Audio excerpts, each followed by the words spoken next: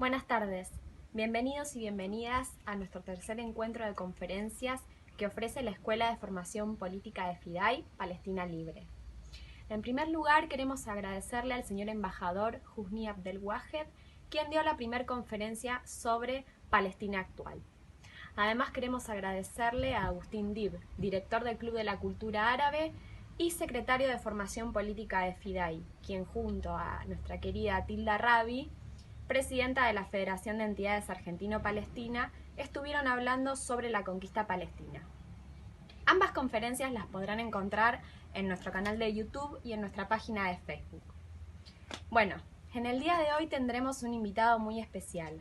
Él es un intelectual de la causa palestina, es el profesor Gabriel Sirinian, director de la Cátedra sobre Estudios Palestinos, Edward Said. En instantes va a comenzar la conferencia y va a tratar sobre los mitos del sionismo. Esperamos lo disfruten. Bueno, buenas tardes. En principio, agradecer a los organizadores, las organizadoras de este ciclo de conferencias de la Escuela de Formación Política Palestina Libre, FIDAY. Para mí es un honor poder participar de esta tarea, particularmente compartir el espacio, aunque más no sea virtualmente, con el señor embajador del Estado de Palestina, Husni Abdelwahed, y por supuesto también con la señora Tilda Rabi, presidenta de la Federación de Entidades Argentino-Palestinas, y el señor Agustín Dib, secretario de Formación Política de la Escuela de FIDAY. Por supuesto que fui convocado en forma personal, pero desde ya que lo he sido por formar parte de un espacio colectivo, que es la Cátedra de Estudios Palestinos Edward Said de la Facultad de Filosofía y Letras de la Universidad de Buenos Aires, cátedra que fue constituida en el año 2008 y que comenzó a trabajar desde el año 2009 y lo viene haciendo de manera ininterrumpida sobre la temática que nos convoca, el proceso de conquista y colonización de Palestina, sus causas, sus consecuencias, su historia, su actualidad.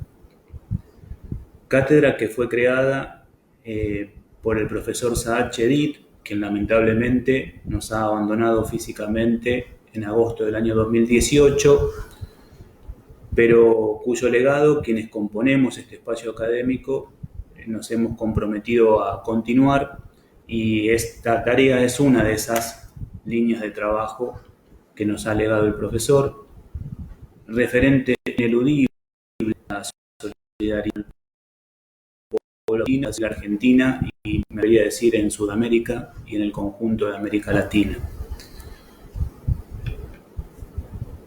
De más está decir que las condiciones, que la coyuntura nacional e internacional nos atraviesa y que esta pandemia que estamos padeciendo como humanidad ha generado una serie de sensaciones, de emociones inéditas en aquellos que hemos nacido y vivido en el siglo XX y aún los más jóvenes en el siglo XXI. Y entre las situaciones novedosas, en ese sentido, habitualmente solemos decir que lo urgente relega a lo necesario. Y eso sucede habitualmente en nuestras vidas. Pero en esta ocasión, siendo las circunstancias que nos tocan atravesar, lo urgente, que es este aislamiento social preventivo, está dando paso a lo necesario. A lo necesario en términos individuales, en términos de introspección, a lo necesario en términos de nuestros lazos familiares, a lo necesario en función de repensar, de resignificar nuestros proyectos, a lo necesario en términos de la habitabilidad de nuestra casa común y de nuestra comunidad mayor, nuestra sociedad, la humanidad toda. Es un momento propicio para repensar esto, y cuando uno abandona los niveles particulares o los más pequeños y posa una mirada sobre la humanidad, lo necesario indefectiblemente pasa por mirar lo que sucede en Palestina. Que por supuesto muchos de nosotros y de nosotras lo hacemos, pero tal vez otros no lo hagan, y en ese sentido saludo esta estrategia comunicacional novedosa de Fidaí y esta propuesta para multiplicar las voces que recurrentemente estamos alertando sobre lo que está sucediendo en Palestina, sobre la Nakba. He tenido la suerte de compartir muchas conferencias, muchos ámbitos con el señor embajador, y entre la riqueza de sus conocimientos me ha legado el hecho de mirar Palestina por Palestina en sí mismo, que ya es un motivo más que esencial, y mirar Palestina y lo que sucede en Palestina como acto preventivo. Esto es, lo que nos aparece tan distante geográficamente, tan distinto en principio en cuanto a la cultura, a las cosmovisiones, a las costumbres de otros pueblos, realmente es bastante más cercano. Y es lo que el señor embajador plantea, y de hecho lo ha planteado en la primera conferencia, tiene que ver con los precedentes que como humanidad podemos o no permitirnos.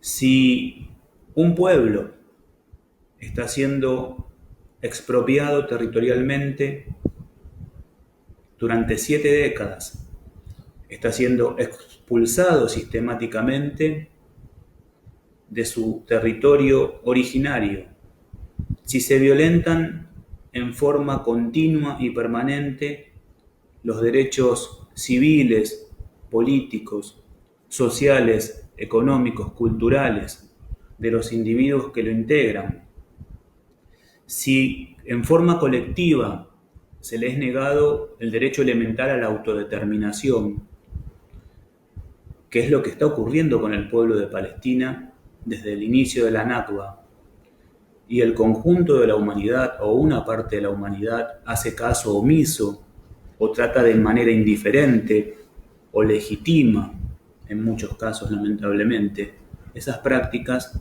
eso habla de nosotros como humanidad toda, de nuestras debilidades y de la posibilidad de que esos crímenes contra ese pueblo se repitan, se reiteren en otras latitudes. Palestina es una parte de la humanidad y como tal debe ser tratada en función de observar qué pasa con nuestra humanidad y en ese sentido esa mirada necesaria en tiempos de urgencia.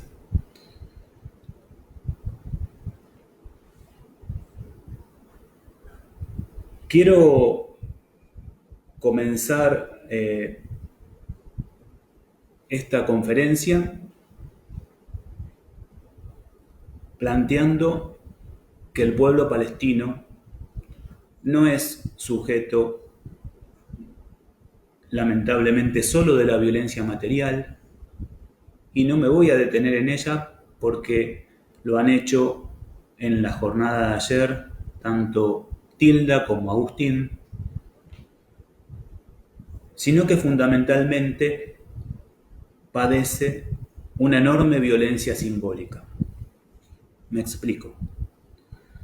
Habitualmente las potencias ocupantes que someten poblaciones o aún en relaciones asimétricas hacen lo propio con estados, pretenden justificar, legitimar sus acciones criminales y por un tiempo lo logran. O en principio tienen éxito sus excusas, tienen algún grado de validez, tienen algún grado de legitimidad, algún grado de consenso, pero más tarde o más temprano queda muy claro para quienes hayan sido engañados quién es el opresor y quién es el oprimido, quién es el agresor y quién es el agredido. Lamentablemente esto no ocurre tan claramente para una porción de la humanidad y particularmente en Occidente y en nuestras sociedades en relación al proceso de la Nakba.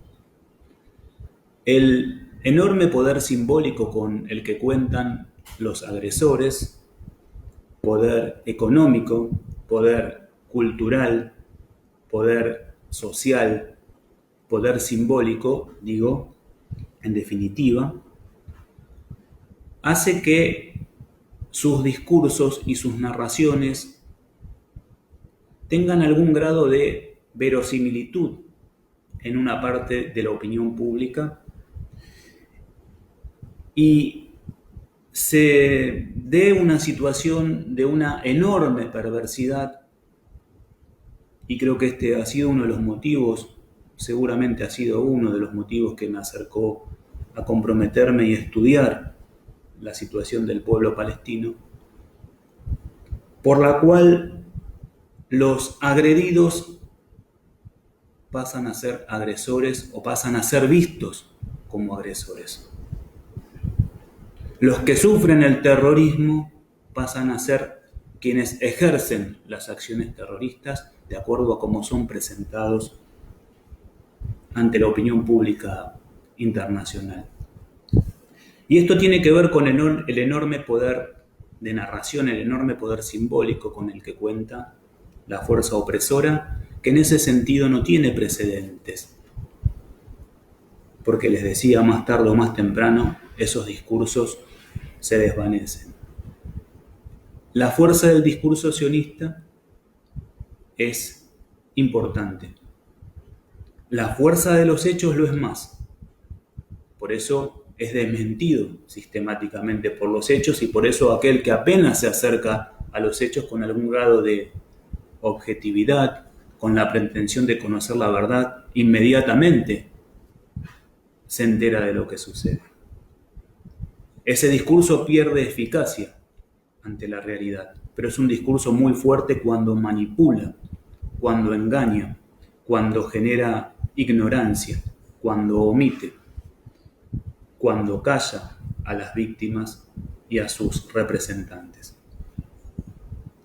La narrativa sionista se compone de un conjunto de mitos que lamentablemente tienen vigencia, pero como tales se incorporan desde narraciones que pueden tener un inicio en verdad, pero que luego se mezclan con ficciones y con falacias aviesas. El mito es una forma de conocimiento originaria entre las poblaciones humanas, se transmite de generación en generación y ha sobrevivido aún a nuestra época. Y hay mitos que circulan, insisto, con componentes verídicos, mezclados con fantasías, con ficciones y en algunos casos con falsedades, con deformaciones. Pero en sí mismos no son malos los mitos. Los mitos pueden servir también para aglutinar a una comunidad en pos de un objetivo compartido que pueda tener carácter emancipatorio, redentorio.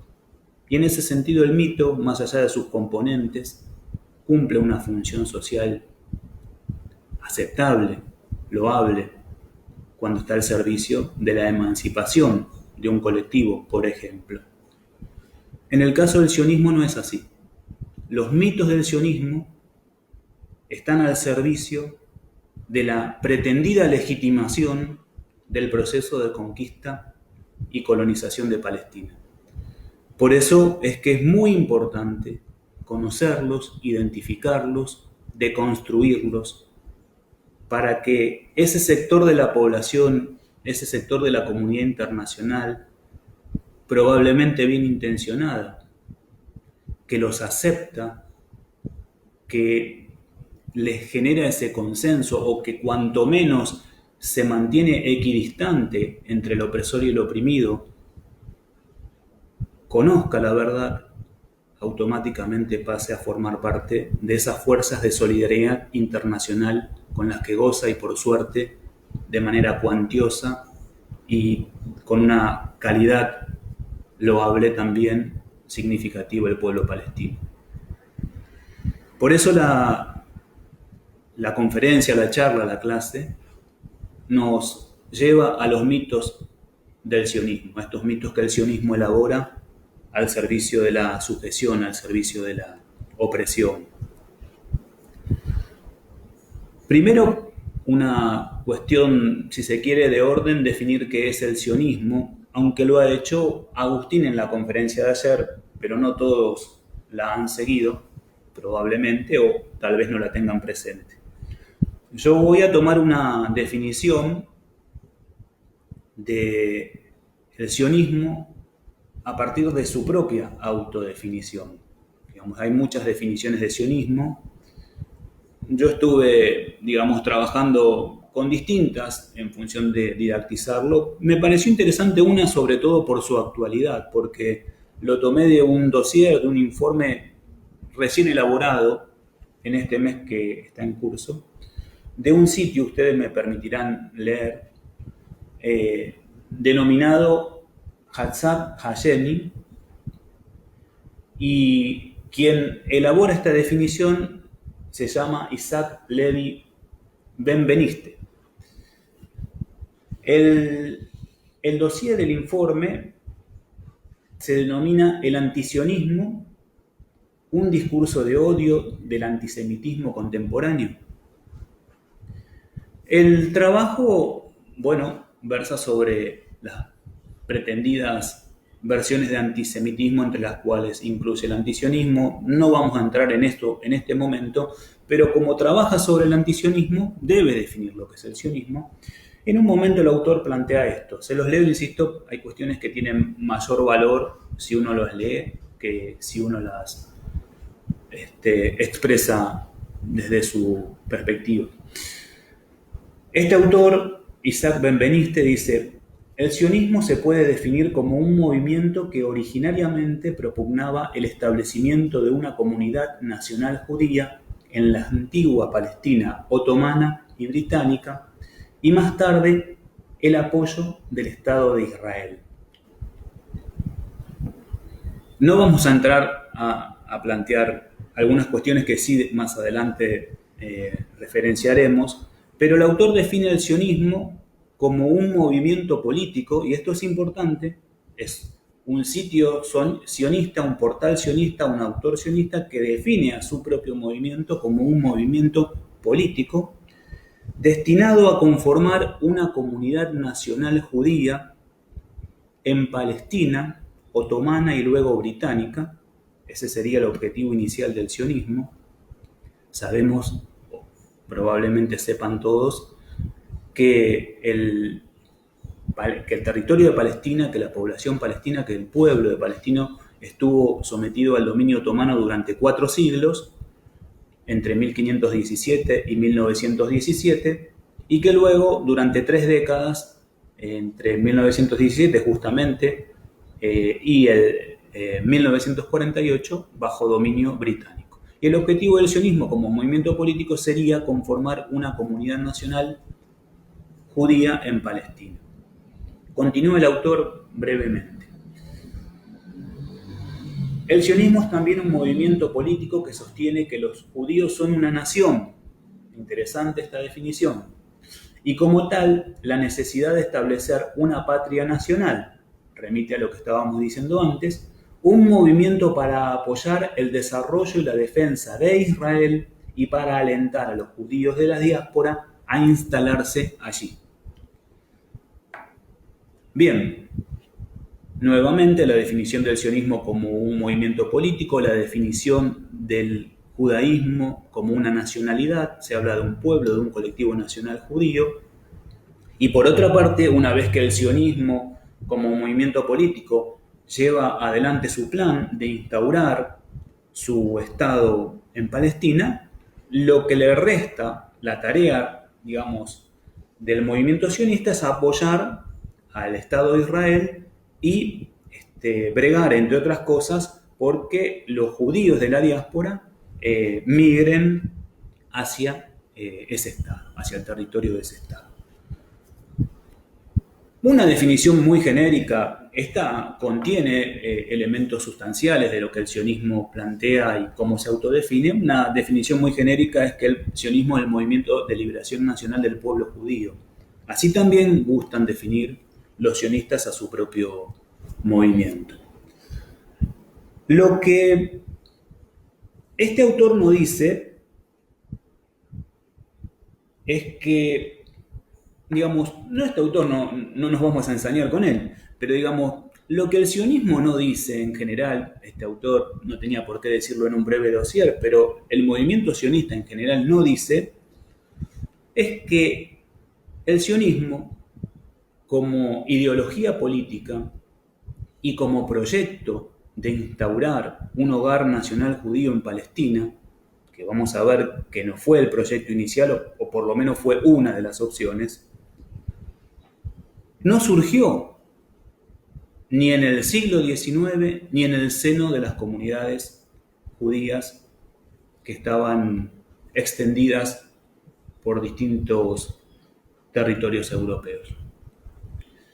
El sionismo, si lo definimos como lo está definiendo este autor, que tiene que ver con el traslado de esas comunidades nacionales a Palestina, surge en el siglo XVII en Inglaterra.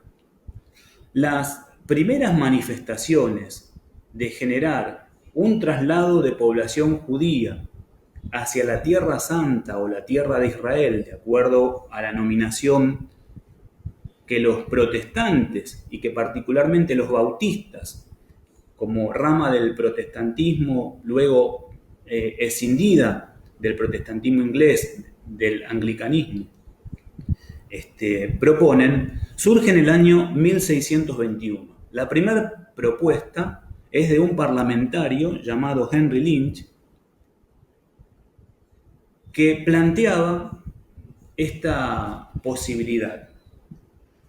Sucede que este parlamentario luego fue fustigado y se desdijo y queda en una situación de grises si efectivamente había planteado eso o no lo había planteado, porque esta centralidad que otorga al pueblo judío, por supuesto que afectó a la monarquía de su época y se terminó desdiciendo.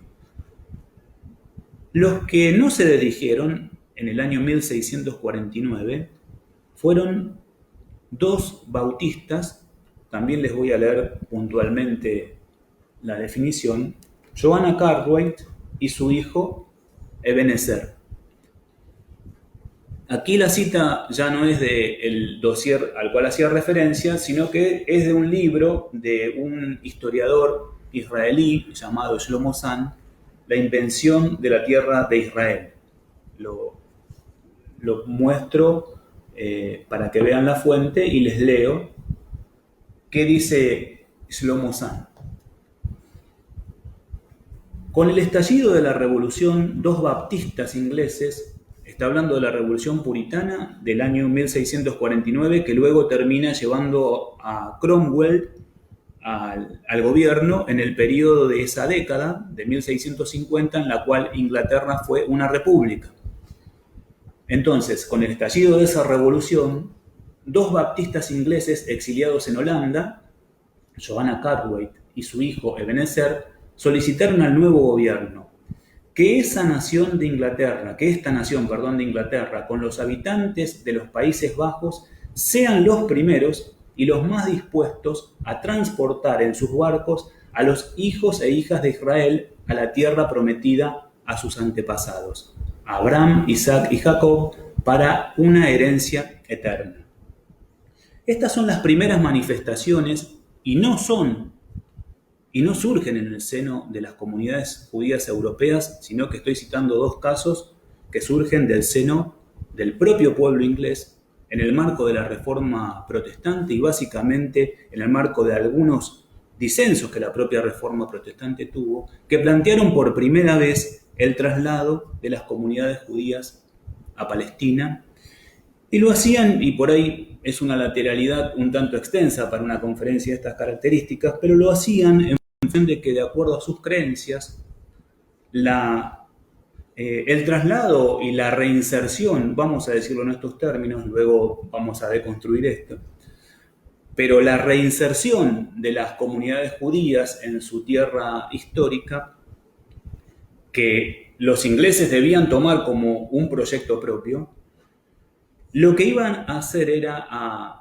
luego de la conversión, digamos, eran dos etapas, era el traslado y la conversión al cristianismo de esos creyentes judíos, lo que iban a acelerar era la redención de la humanidad, la nueva llegada del Mesías, el reino de los cielos en definitiva. O sea, esa era la cosmovisión desde la perspectiva religiosa, espiritual, de la misión que se asumía en estos sectores que adoptaban la Biblia en forma literal.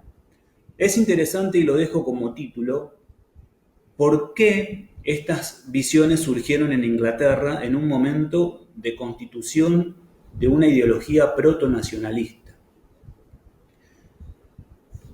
Lo que dice Shlomo Sani, que es muy interesante, es que desde esas perspectivas, desde esas enunciaciones que comienzan allá por el siglo XVII hasta Balfour en 1917, hay una continuidad histórica, hay una arteria que late, que fluye en el seno del cuerpo político inglés y británico. Digamos, hay una continuidad histórica.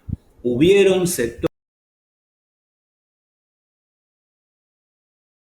y luego sectores oficiales en Inglaterra que tuvieron siempre como propuesta esta misión de pretendida redención de las comunidades judías. Lo digo al pasar porque me parece interesante, al que después quiera profundizarle, es recomendable el libro de Shlomo Sani en ese sentido.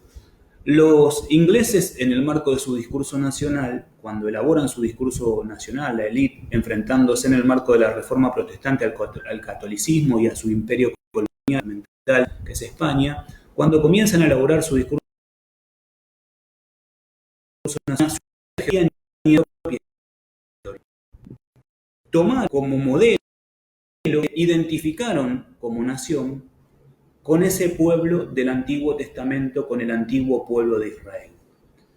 Y de allí su idea de destino manifiesto, de pueblo elegido, de misión civilizatoria, de redención de la tierra, que lamentablemente todos conocemos y que por otra parte legaron a su versión atlántica norteamericana. Y de allí también los males de esos discursos mesiánicos para el conjunto de nuestra humanidad. Pero esto es una lateralidad. ¿Qué sería lo más importante en función de la construcción de los mitos sionistas? Bueno, básicamente esta deconstrucción de que el sionismo no surge en el seno del judaísmo, y de que hay sionistas desde un primer momento que no son judíos. Así como bien lo explicaba Agustín ayer, que hay judíos que no son sionistas, y él hablaba de los rabinos y de las comunidades ortodoxas de Natura y Carta, y hablaba de la red IJAN, de los judíos antisionistas, y cada uno de nosotros podemos hablar en términos de conocimientos y de relaciones personales de muchos colegas, de muchos compañeros de trabajo, de muchos amigos, de muchas de nuestras relaciones de la vida social que se autodefinen como judíos, que viven aquí con nosotros, que son argentinos como nosotros y que no se sienten interpelados por el discurso sionista y que no se vinculan con la idea o que no adhieren a la idea de emigrar hacia la tierra prometida, ni avalan ni mucho menos, en todo caso lo contrario, condenan las prácticas del Estado israelí. Esto es, hay judíos que no son sionistas, hay sionistas que no son judíos, y el sionismo surgió por fuera del judaísmo. Esto es importante, en principio porque deconstruye esta pretendida, este pretendido vínculo inherente, esta imbricación de que el judaísmo y el sionismo son lo mismo, no son lo mismo, y por otra parte porque también nos ayuda a comprender por qué hoy en día tiene tanta fuerza lamentablemente en función de el reflujo del catolicismo, de la Iglesia Católica y demás, y con la proliferación del evangelismo y del protestantismo, digamos, porque hoy en día hay tantos líderes, o por lo menos algunos líderes internacionales, y Trump es un ejemplo de ellos, que ha llegado con el apoyo de los evangélicos sionistas, del cristianismo sionista, al poder, y que por otra parte están siendo absolutamente fieles a los postulados del sionismo y llevando adelante sus políticas. Eso ocurre en los Estados Unidos. Lamentablemente, algunos líderes de América Latina también siguen esos pasos porque este sionismo cristiano está teniendo lamentablemente cada vez más influencia. Entonces, un primer mito, y voy a tratar de ir acotando los tiempos porque probablemente nos vayamos quedando en el transcurso de la conferencia sin la posibilidad de completarla, si no sintetizo. Un primer mito tiene que ver con esto, con romper esta asociación mecánica entre sionismo y judaísmo.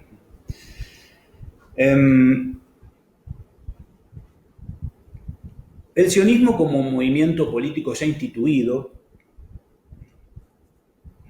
sí surge del seno de las comunidades judías, en el último tercio, digamos, en la última parte del siglo XIX.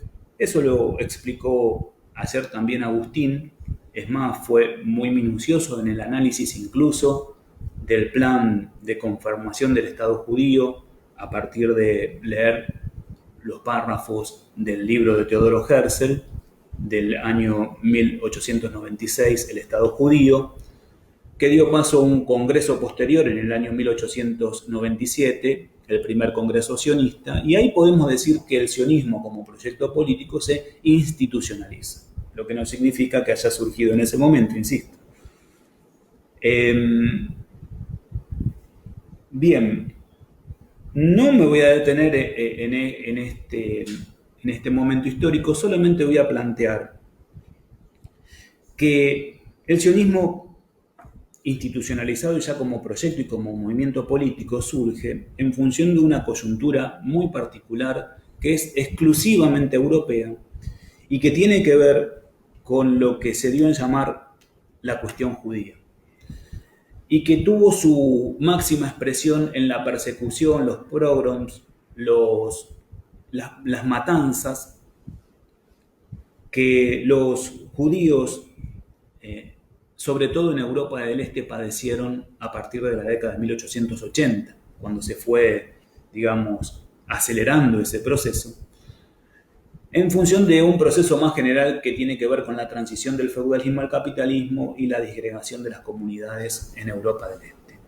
Frente a esa cuestión que denota un claro criterio racista, discriminatorio, de exclusión social, que insisto, es un problema europeo, hubieron distintas pretensiones de resolver la llamada cuestión judía. Una de ellas fue el sionismo, pero no fue ni la más importante en función de sus adherentes, y seguramente no fue la mejor, aunque lamentablemente se esté llevando a la práctica, para las propias comunidades judías y para el propio pueblo de Palestina. ¿Por qué digo esto? Porque aquí voy a hacer simplemente referencia a dos trabajos. Estoy tomando una idea de Agustín casi al pie de la letra de mostrar los libros. Este libro que les presento en cámara es el libro de nuestra cátedra Edward Said de Estudios Palestinos, luego de 10 años de trabajo junto al profesor el año pasado. En septiembre del 2019 logramos publicar este libro. En este libro hay dos trabajos también, insisto, para quienes luego quieran profundizar, de dos colegas, una licenciada en Historia, Bárbara Hoffman, y Lautaro Masri, licenciado en Antropología, que forman parte de la Cátedra de Estudios Palestinos, en donde analizan justamente las distintas posibilidades que tuvieron las comunidades judías y que tuvo Europa, las sociedades europeas, para resolver, entre comillas, esta llamada cuestión, que desde ya que no era una cuestión que tuviese que ver con los pueblos medio orientales, y mucho menos con el pueblo palestino en particular.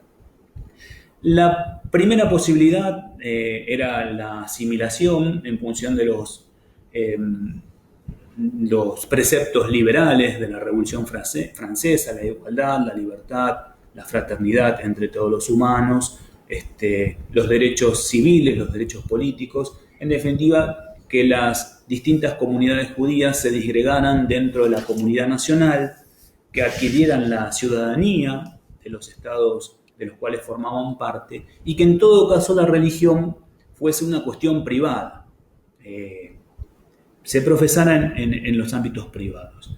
Esa es la perspectiva asimilacionista, liberal, que tiene que ver con la Ilustración, con la llamada Ascalá, el iluminismo, la Ilustración judía, en consonancia con la Ilustración más general, ¿no? El proceso del movimiento iluminista más general y las revoluciones burguesas. Hubo lo menciono, hubo una reacción en contrario, que era tratar de perpetuar la vida comunitaria que se venía llevando hasta ese momento, hasta que se inicia el ciclo de revoluciones burguesas y la transición del feudalismo al capitalismo, que era un retorno o un fortalecimiento de la ortodoxia. Digamos, seguir manteniéndose en forma comunitaria, con sus propias leyes, con sus propias autoridades, seguir siendo comunidades absolutamente segregadas dentro de las comunidades nacionales, y algunos de estos grupos todavía persisten.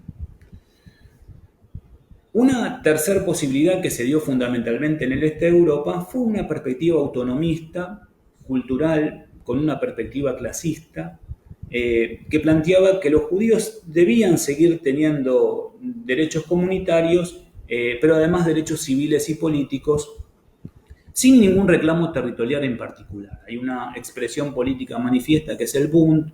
Bueno, insisto, lo desarrollan muy bien Lautaro y Bárbara, simplemente un proyecto autonomista que permitiera mantener la identidad judía dentro de colectivos nacionales sin que ello resultara en perjuicio de sus derechos civiles y políticos.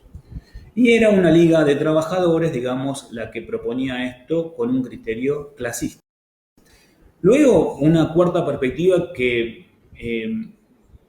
fue muy conocida y que sigue siendo muy conocida porque plantea que la resolución de esta llamada cuestión judía y la emancipación de los judíos de este yugo y de estas persecuciones, en todo caso eran un capítulo más dentro de la emancipación general del género humano, y que lo que había que derribar era el capitalismo como tal, que genera estos procesos de segregación, de exclusión, de estigmatización, de persecución, de racismo, y que una vez que lográramos como humanidad erradicar el capitalismo, no solamente se iban a emancipar los judíos, sino que se iban a emancipar la humanidad como un todo. O en todo caso, la emancipación de los judíos iba a ser un elemento más dentro de la emancipación general de la humanidad.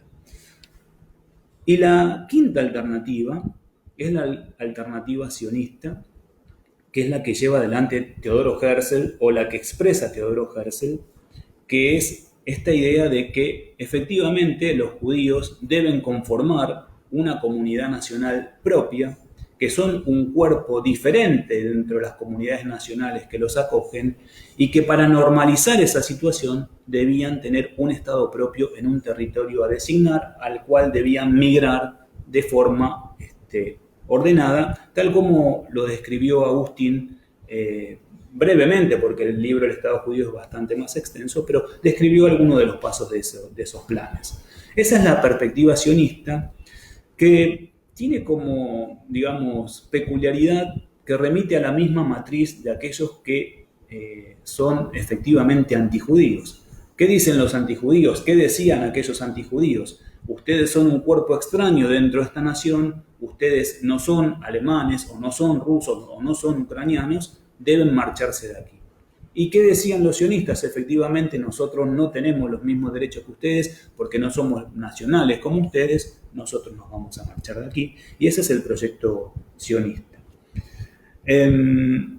Por eso hay una imbricación tan llamativa entre efectivamente los sionistas y los llamados antisemitas, que en realidad son judeófobos, porque comulgan con la misma matriz y por eso los sionistas necesitan efectivamente de los antijudíos, porque lo dice el mismo Teodoro Herzl, van a ser ellos los que le van a permitir acelerar los planes de migración cuando las masas judías no quisieran moverse de los lugares a los cuales pertenecían. Pero me estoy yendo por una lateralidad y si ustedes me disculpan voy a ver también el tiempo porque me voy dando cuenta que me voy a quedar sin él. Es difícil esta situación, lo planteaba el embajador el otro día, quienes estamos acostumbrados a interactuar con un auditorio, vamos midiendo los tiempos en función de los movimientos de la sala, digamos, de los bostezos o eventualmente de las miradas en celulares o de quienes se levantan o quienes van o quienes vienen y nos vamos adaptando y vamos tomando nota de lo que va pasando del otro lado. Esto es más difícil en este ámbito. Pero bueno, continuamos. Uno de los mitos, y continúo con esto que estábamos desarrollando, un lema en realidad que elabora el sionismo muy tempranamente, es muy conocido, cualquiera de nosotros que se acerca a esta temática lo sabe, es esta cuestión del pueblo sin tierra para la tierra sin pueblo. Es una frase que se le atribuye a Israel Zangwill, un periodista, un escritor inglés, que estuvo difundiendo este lema y que luego el sionismo, en función de la falacia que constituía, trató de resignificar, de olvidar, digamos, de otorgarle un carácter relativo, pero que fue muy efectivo y que todavía aún así circula. Que Palestina era un pueblo sin tierra, digamos, una tierra sin pueblo, es una afirmación que no resiste el menor análisis. Cualquiera que se acerque a cualquier libro de historia de la región se va a encontrar que Palestina, en la transición del siglo XIX al siglo XX, cuando comienza a idearse este proyecto sionista, estaba en pleno proceso de integración al mercado mundial, que los puertos de su llanura costera, fundamentalmente Jaffa, Haifa, Acre, Gaza en menor medida, porque Gaza estaba vinculado al norte de África y al mundo árabe, al llamado mundo árabe, pero que de esos puertos surgía y se desarrollaba y se enviaba una gran producción hacia los centros comerciales europeos e inclusive hasta los Estados Unidos. Las producciones de Palestina que salían por esos puertos son muy conocidas, los palestinos y sus descendientes las conocen por demás, los cítricos, el trigo, la cebada, el olivo, los productos del olivo, incluso el algodón, el tabaco. Palestina estaba en proceso de integración al mercado mundial y básicamente estos puertos eran puertos sumamente activos, a los cuales ya a lo largo de la segunda mitad del siglo XIX llegaban vapores. Las carreteras desde esos puertos hacia los centros de producción agraria, hacia las aldeas campesinas, estaban en proceso de construcción, de desarrollo, inclusive el ferrocarril tardíamente en relación a lo que sucedió en Argentina, pero también llega a Palestina hacia 1892, llega a Jerusalén. Digamos, Palestina se estaba integrando gradualmente al mercado mundial, tenía estos puertos, estas ciudades puerto, y tenía, no ya en la llanura costera, sino en el centro de Palestina, en el cordón montañoso, en la zona del altiplano del macizo, sus ciudades más tradicionales vinculadas a los lugares sagrados.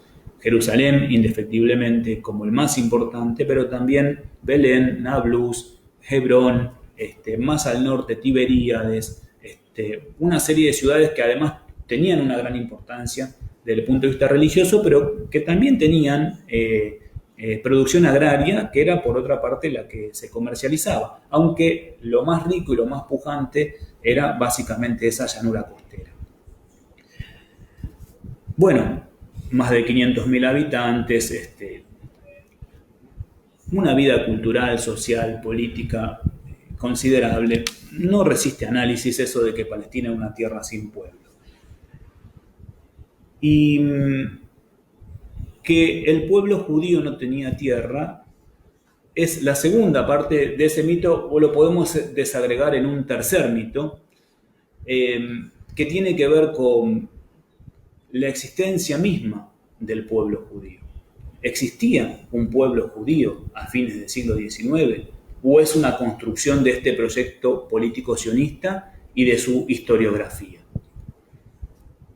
Me voy a remitir aquí nuevamente a otro libro, porque en el marco de una conferencia es bastante difícil poder sintetizar, pero aquellos que quieran trabajar esta idea, el libro fundamental es este, es La invención del pueblo judío de Shlomo Zahn.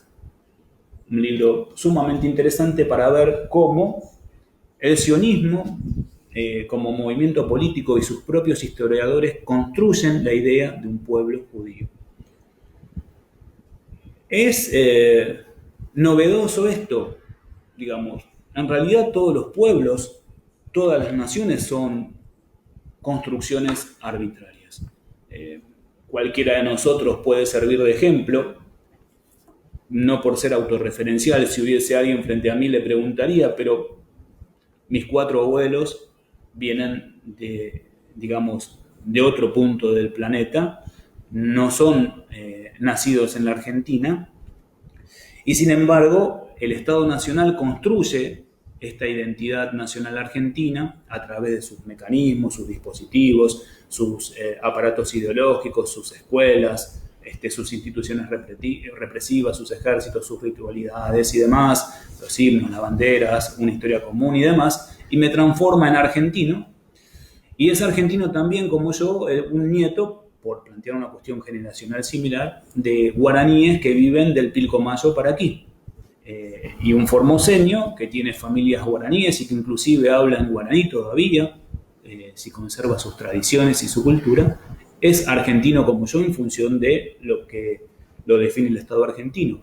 Y probablemente un guaraní que viva al otro lado, en la otra orilla del Pilcomayo, sea definido como un paraguayo y se disgregue esa comunidad nacional que era la comunidad guaranítica, y ese guaraní de este lado del Pilcomayo va a ser argentino como yo y el guaraní del otro lado va a ser un paraguayo.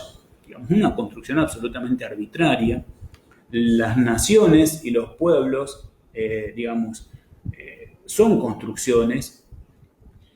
Lo mismo podemos decir con los quechuas o con los mapuches. Y en principio tampoco es algo propio del sionismo, sino que todos los estados nacionales han construido su idea de nación con estos arbitrios culturales, remitiendo a caracteres comunes generales, en donde hay ejemplos que por ahí son forzados, como de situaciones forzadas como la que les estoy planteando.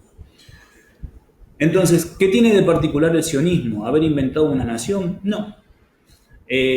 Lo que tiene de particular el sionismo es que inventa una nación a partir de un mito que extiende de manera universal, o por lo menos que se extiende en Occidente, que tiene que ver con que son un pueblo que fue desterrado hace casi 2000 años, luego del Imperio Romano, luego de la caída del Segundo Templo, un pueblo errante que se mantuvo, como un cuerpo extraño en el seno de otras sociedades nacionales, y que por tal, ese pueblo que estuvo esperando en el exilio durante milenios, durante 2 milenios, está ejerciendo su derecho al retorno. Bueno, esto es una falacia enorme. Una falacia enorme que, si no tuviese el apoyo de los imperios que ha tenido, sería hasta risible. El sionismo construye la idea de un pueblo judío porque, como dice Shlomo Zahn, olvida una parte considerable de la historia de los judíos. Y les voy a leer luego nuevamente un párrafo y vuelvo sobre esta idea. Dice Shlomo Zahn: el nacionalismo judío había emprendido una misión casi imposible. El nacionalismo judío obviamente es el sionismo. Forjar un único etnos partiendo de una gran variedad de grupos lingüístico-culturales, gran variedad de grupos lingüísticos y culturales, cada uno con un origen diferenciado. Esto explica la adopción del Antiguo Testamento como la fuente de la memoria nacional. Por supuesto, si son grupos lingüísticos, culturales diferenciados, con orígenes diferenciales, ¿qué es lo que los unifica? Su condición de judíos y, por tanto, la referencia al Antiguo Testamento. Ante la urgente necesidad de establecer un origen común para el pueblo, entre comillas, dice Sand, los historiadores nacionales abrazaron, sin cuestionar, la vieja idea cristiana del judío como exiliado eterno.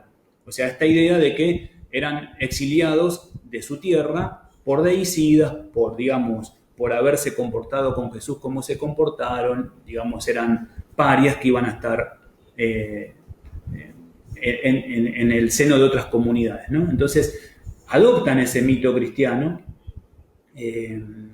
un origen común para el pueblo. Los historiadores nacionales abrazaron sin cuestionar la vieja idea cristiana del judío como exiliado eterno.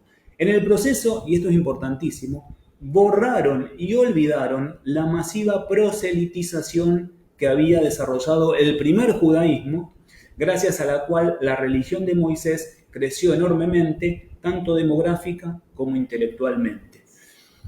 ¿Por qué es muy importante esto? Porque el judaísmo, como el islam, como el cristianismo, por nombrar las religiones abrahámicas, fue una religión proselitista. ¿Qué significa esto? Que se fue propagando entre otras naciones, independientemente de cuál fuera el grupo étnico, cultural, del cual había surgido. Y por tanto, hay judíos conversos en distintas partes del mundo que no tienen que ver con ese grupo originario del cual surgió esa religión. En un esfuerzo colosal, dice Shlomo Sand, casi imposible, pero lo han logrado, o lo han logrado de manera bastante completa, la historiografía nacional sionista borró de la memoria colectiva de la historia reinos judíos que se desarrollaron en distintas partes del mundo. Es interesante este libro en ese sentido. El reino bereber, el reino de la reina Cajina en el noroeste de África, no aparece en la historia que estudian, que se estudia bajo criterios sionistas. El reino del Himyar en la península arábiga, en el sur de la península arábiga, borrado de la historia. El reino de Adiabane en el norte de la Mesopotamia asiática, no aparece. El reino Hazar, que tanta polémica genera, desarrollado entre el mar Caspio y el mar Aral, desaparece de la historia. Un reino que luego se erigió entre los siglos IX y XI y luego cayó bajo los embates de las oleadas túrquicas que provenían desde el Asia Central y del cual Shlomo Sand plantea que es el origen de los judíos ashkenazíes, que se dispersan por el Asia y que van llegando a Europa desde el este. Esos son los reinos y esas son las conversiones de otras naciones que van adoptando el judaísmo. No es un pueblo errante que durante 2000 años se mantuvo por fuera de su tierra tras haber sido expulsados por los romanos, porque Shlomo Sand, una de las cosas que plantea es que los romanos no tenían como práctica la expulsión de pueblos de su propia tierra por una sencilla razón, porque como imperio que eran necesitaban que esa tierra siguiera produciendo. No trasladaban poblaciones, no hay ningún registro de ningún pueblo que haya sido trasladado por el imperio romano de un punto al otro y mucho menos a su capital. No hay antecedente histórico y no hay registro de que esto haya sucedido. ¿Por qué es importante esto? Porque remite al mito del cual estamos hablando. Los judíos de Europa del Este, de Europa Central, están retornando a la tierra de la cual han sido expulsados. Son un pueblo sin tierra, un pueblo despojado de su tierra histórica que está retornando. Una falacia enorme, otra de las falacias del sionismo. Desagregamos y vamos recién por el tercer mito, yo probablemente los otros los mencione, y no más que eso. Esta idea de la imbricación sionismo-judaísmo que no es tal, esta idea de la Palestina como un territorio sin pueblo, que no es tal, esta idea del pueblo sin tierra, que no es tal.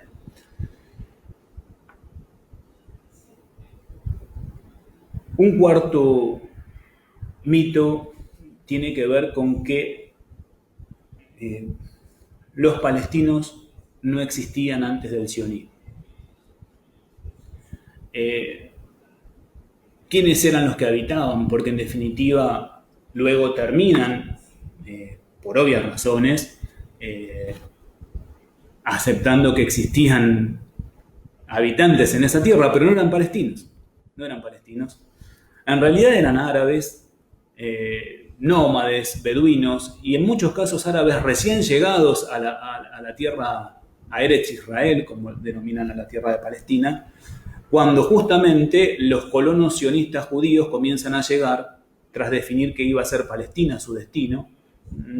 No voy a hacer referencia, lo explicó, decía ayer Agustín en la conferencia, en un momento se evalúa Argentina, en otros momentos la corona británica les propone Uganda, y finalmente definen en los primeros congresos del siglo XX, entre el quinto y sexto congreso definen Palestina, y luego terminan diciendo que sí, que efectivamente ahí había población, pero que en realidad había llegado cuando los colonos sionistas habían comenzado a generar el proceso de florecimiento del desierto.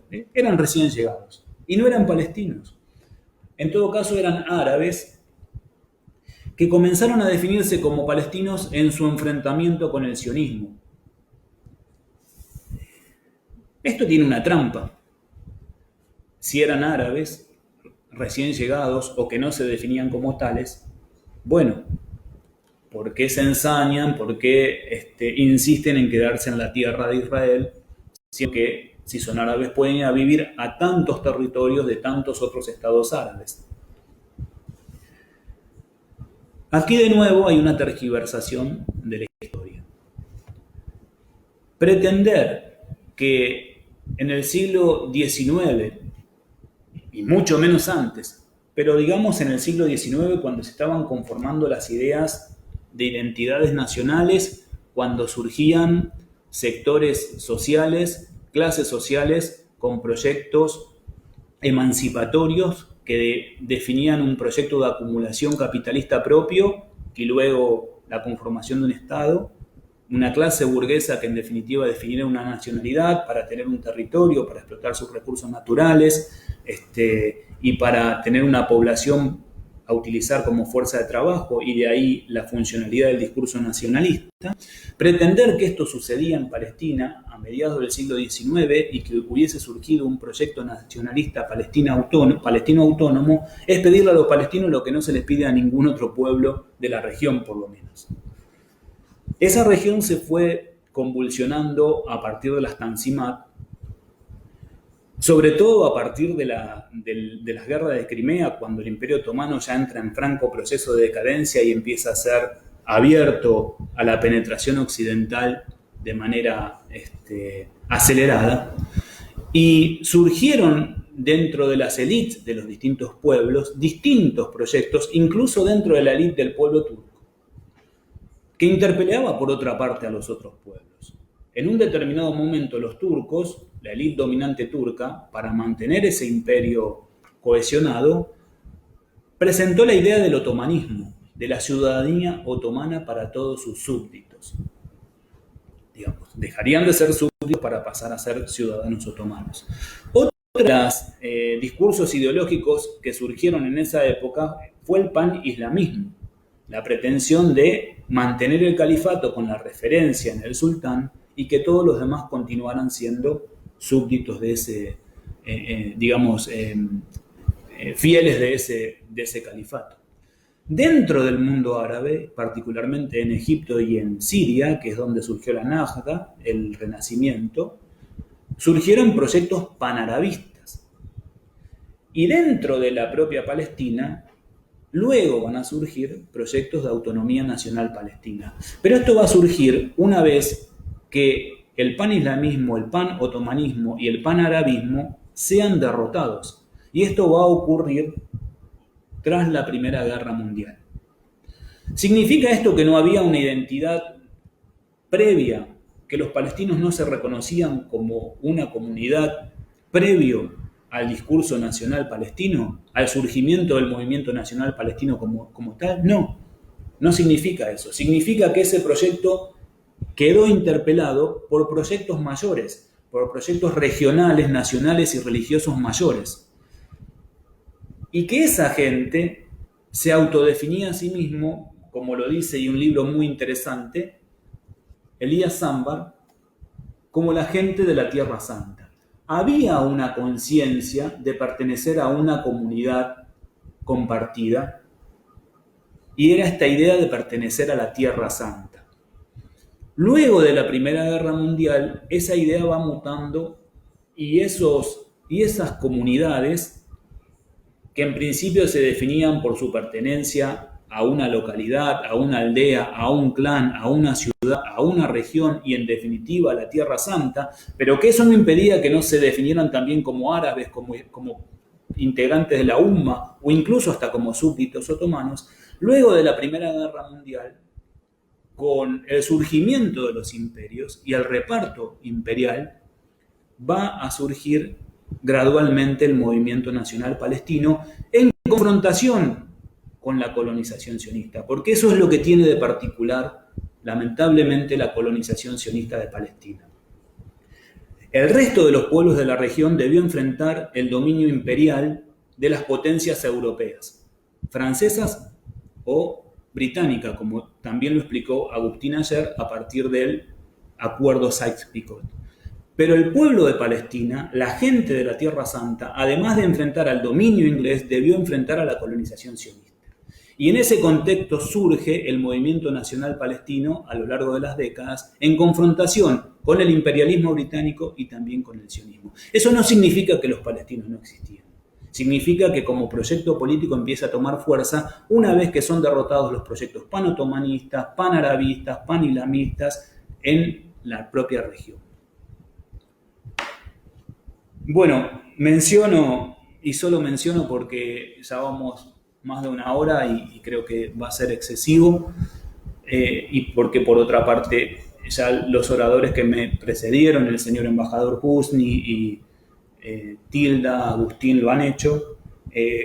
Otros mitos con los cuales trabaja el sionismo y que están al servicio de evitar la comprensión de lo que en realidad es ni más ni menos que un proceso de expropiación territorial, de expulsión de la comunidad nativa y de implantación colonial de una población foránea, que es lo que es ni más ni menos que la Nakba. Un mito, acá me voy a detener un poquito más, pero unos minutitos y no más que eso, es que el sionismo es un movimiento de liberación nacional y anticolonial. Bueno, para eso lo que hay que estudiar, y Agustín Dip lo dijo ayer, ver con interés, en términos didácticos bastante más interesante que escuchar una charla de estas características, vean el documental Al-Nakba y van a ver cómo claramente ahí queda demostrado que el protoestado sionista que construye este movimiento al amparo del mandato británico.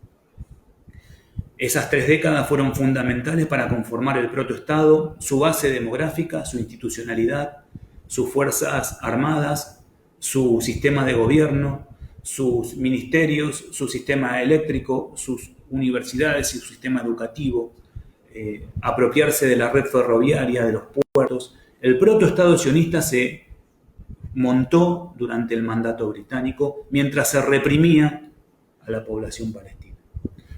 Mal puede ser el sionismo un movimiento anticolonialista. En todo caso, sí es cierto que hubo una contradicción secundaria con el Imperio Británico, y también fue referido ayer, cuando se publica el Libro Blanco en vísperas de la Primera Guerra Mundial y luego los británicos dan marcha atrás a una promesa de constituir un Estado, un hogar nacional judío en la tercera parte de Palestina, aceptando el principio de la transferencia poblacional. Eso sucede entre 2 comisiones, la comisión Peel, la comisión Woodhead. Es un paso atrás que dan los británicos en ese momento histórico, está bien explicado en Al-Nakba, véanlo, y eso hace que un sector del sionismo se sienta traicionado por los británicos y comience a combatirlo, pero no es una actitud casual, porque a los 3 años de ocurrir esto, los sionistas definen en el Congreso de Biltmore en el año 1942 en Nueva York su alianza estratégica con los Estados Unidos. Lo que el sionismo está leyendo es el cambio de época y se va a ligar gradualmente al imperio emergente. Entonces, que las contradicciones secundarias entre el imperio colonial británico y el movimiento colonialista sionista pretendan ser leídas como que ese movimiento se enfrentó al imperio británico, no reviste mayor análisis. No son un movimiento anticolonialista, ni mucho menos se pueden emparentar con los movimientos anticolonialistas que surgieron con posterioridad a la Segunda Guerra Mundial. Por eso ese eufemismo de la declaración de la independencia del Estado de Israel es algo que también circula y es una de las tantas falacias que embarran, digamos, la comprensión de este conflicto. Y por último, y ya voy cerrando, simplemente menciono, porque lo han hecho los oradores que me precedieron, el Estado de Israel, otro de los mitos, es una creación de Naciones Unidas. Aquí les recomiendo el libro de un colega y compañero de nuestra cátedra, Miguel Ibar Lucía, Israel, Estado de Conquista. También tiene un artículo en el libro de nuestra cátedra.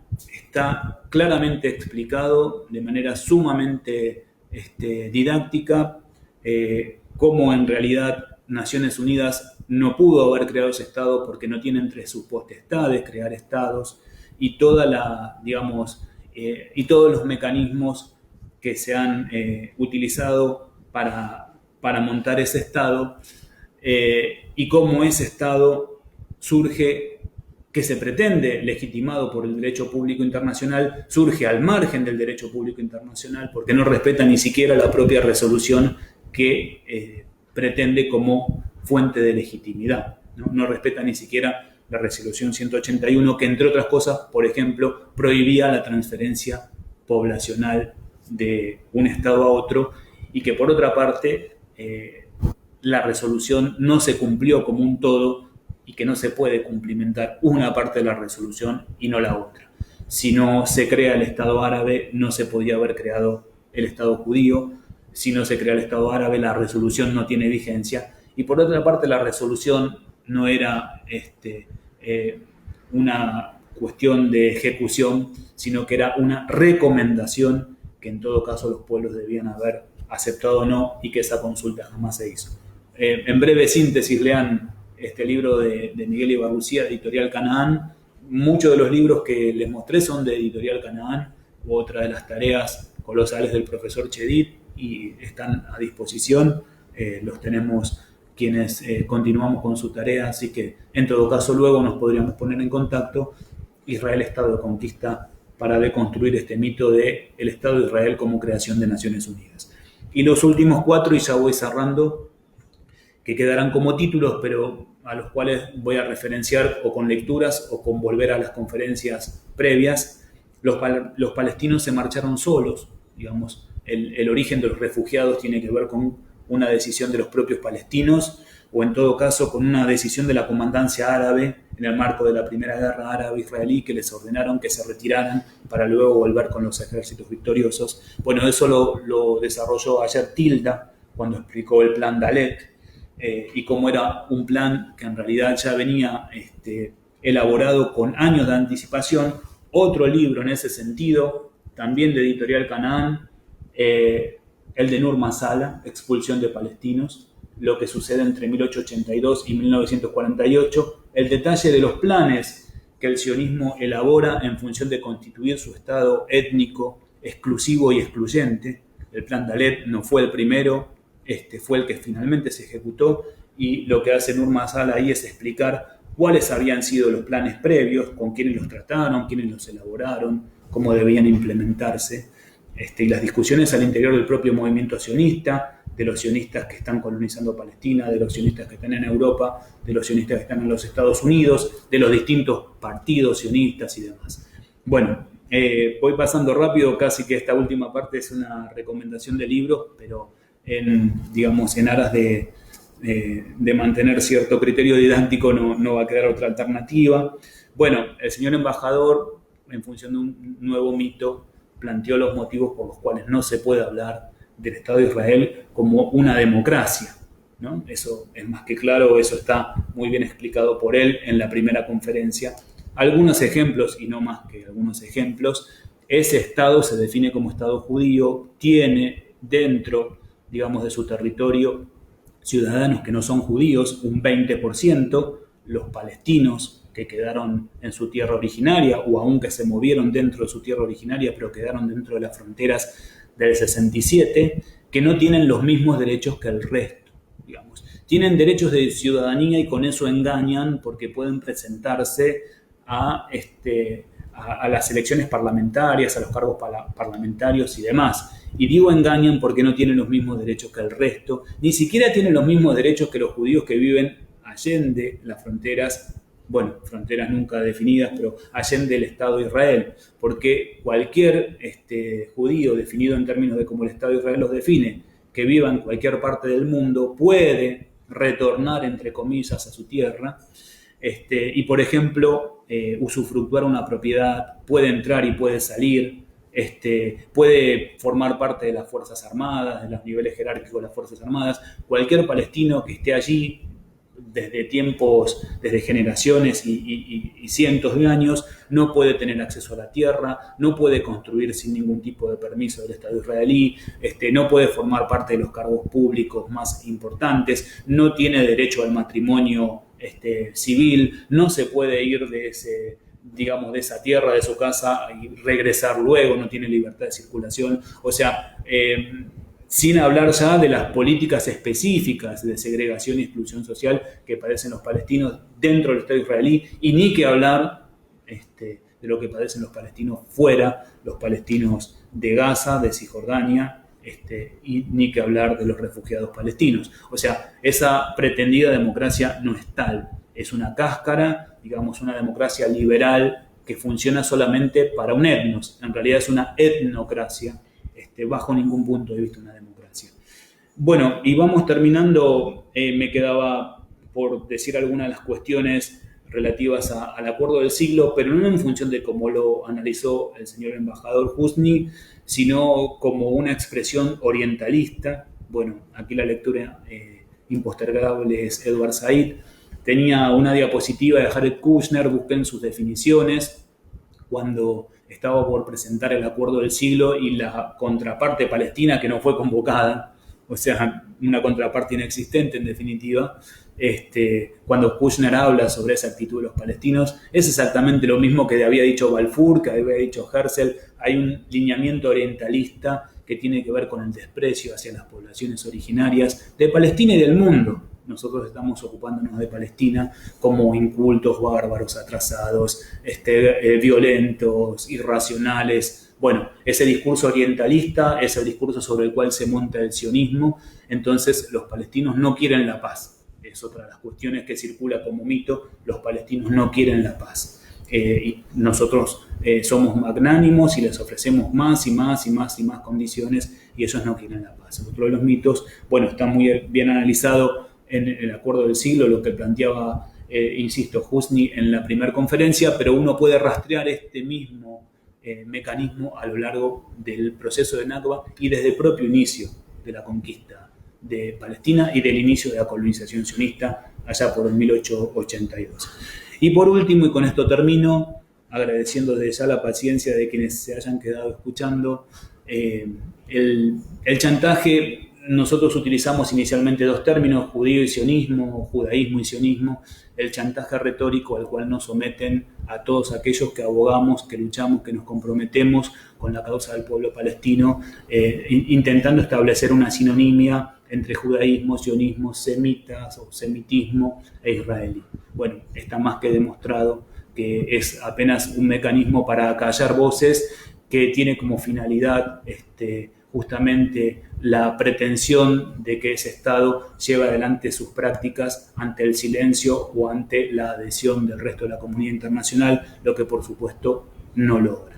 Así que, en resumidas cuentas, y a modo de síntesis los últimos, de una síntesis bastante apretada, voy finalizando la conferencia agradeciendo una vez más a FIDAI, a sus responsables, y planteando nuevamente también el agradecimiento de que hayan tenido en cuenta nuestro espacio académico para este aporte y saludándolos a toda la audiencia, saludando al señor embajador, con la convicción de que estas tareas son muy importantes, de que en definitiva, si nosotros podemos aportar algo, es porque hay un pueblo en su tierra que resiste cotidianamente, que mantiene la sumud. Y esa es la charla del señor embajador de mañana. Todo lo que hagamos aquí será poco para ayudar a ese valiente y heroico pueblo que continúa resistiendo y que es un ejemplo para nosotros y para el conjunto de la humanidad. Les agradezco una vez más, espero que hayan pasado un rato ameno, que no haya sido muy extenso y bueno, salimos de esta situación que nos tiene ahora, de esta coyuntura que nos tiene interpelados y nos vemos prontamente de manera personal. Buenas tardes. Buenas tardes nuevamente. Queremos agradecerle al profesor Gabriel Sibinian, quien nos brindó la conferencia sobre los mitos del sionismo. Además, queremos recordarles que mañana será la cuarta y última conferencia y tendremos un invitado de honor. El señor embajador Husni Abdel Wahed nos hablará sobre la resistencia palestina. Que tengan lindo día.